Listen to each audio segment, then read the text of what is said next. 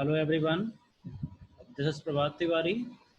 आज हम डिस्कस करेंगे कि कंपाइलर क्या होता है और कैसे काम करता है। Let me share my screen, then we will discuss in brief. Now here it is. तो अभी हम कंपाइलर के बारे में बात करें, इंट्रोडक्शन ऑफ कंपाइलर के बारे में बात करें कि व्हाट इज कंपाइलर। तो कंपाइलर एक ट्रांसलेटर है, जैसे कि लिंग्विस्ट होते हैं। लैंग्वेज का काम क्या होता है कि वो एक लैंग्वेज को दूसरे लैंग्वेज में कन्वर्ट करते हैं, ठीक है। उसी तरीके से हमारा कंपाइलर मशीन के लिए एक ट्रांसलेटर का काम करता है, ठीक।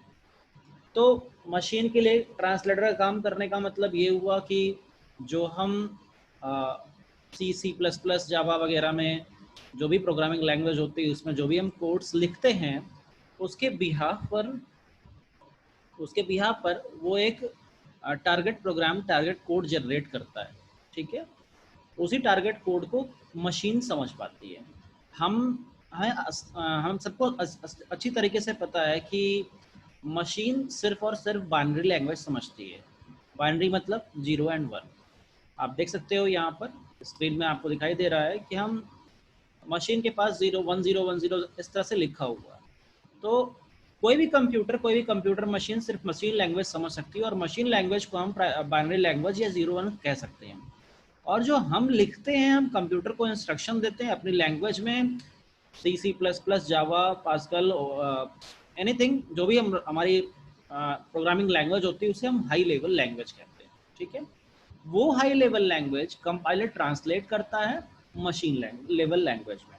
तो हम इस तरह से कह सकते हैं, कंपाइलर के डेफिनेशन के लिए हम कह सकते हैं कि compiler is a program which takes one language as input, that is source program, and translate it into an equivalent another program, that is target program.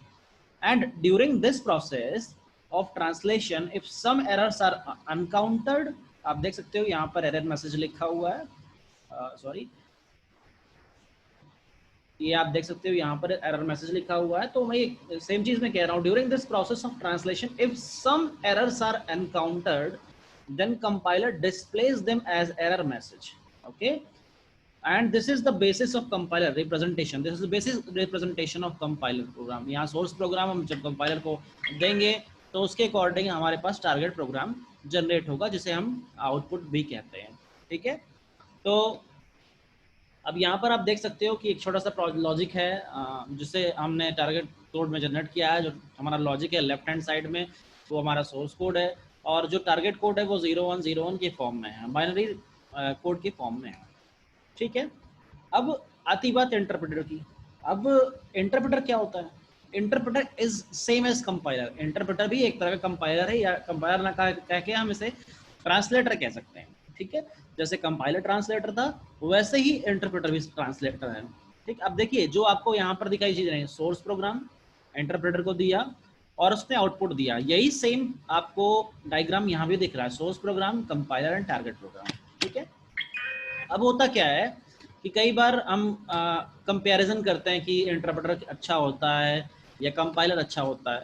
तो मैं आपको बता दूं कि एक्चुअल में चाहे कंपाइलर की बात करें चाहे इंटरप्रेटर की बात करें, दोनों ही अपने आप में अच्छे होते हैं अकॉर्डिंग टू द नीड, जिस तरह की नीड हो। अब डिफरेंसेस क्या है, अगर हम बात करूं डिफरेंसेस के अकॉर्डिंग, अगर मैं बात करूं कि कंपाइलर पूरे एंटायर प्रोग्राम को एज इनपुट लेता है, मतलब एक बार में ही वो इनपुट लेकर के उसे कंपाइल करता है, और इंटरप्रेटर सिंगल इंस्ट्रक्शंस लेता है, मतलब लाइन बाय लाइन इंस्ट्रक्शंस लेता है उसे ट्रांसलेट करने के लिए।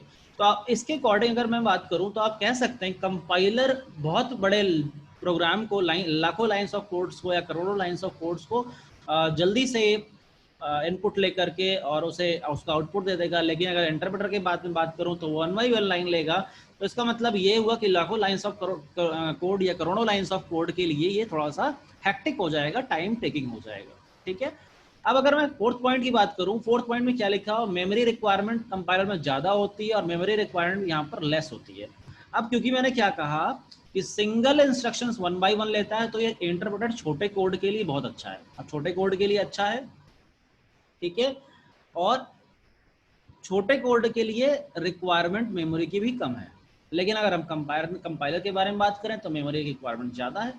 ठीक है, तो इस तरह से हम समझ सकते हैं कि कभी कभी क्या होता है कि कभी इंटरप्रेटर अच्छा है, कभी कंपाइलर अच्छा है। हम एक दूसरे में कंपैरिजन नहीं कर सकते कि विच वन इज बेटर। ठीक है, ओके, तो ये हमारा कंपाइलर और इंटरप्रेटर के बारे में बात थी।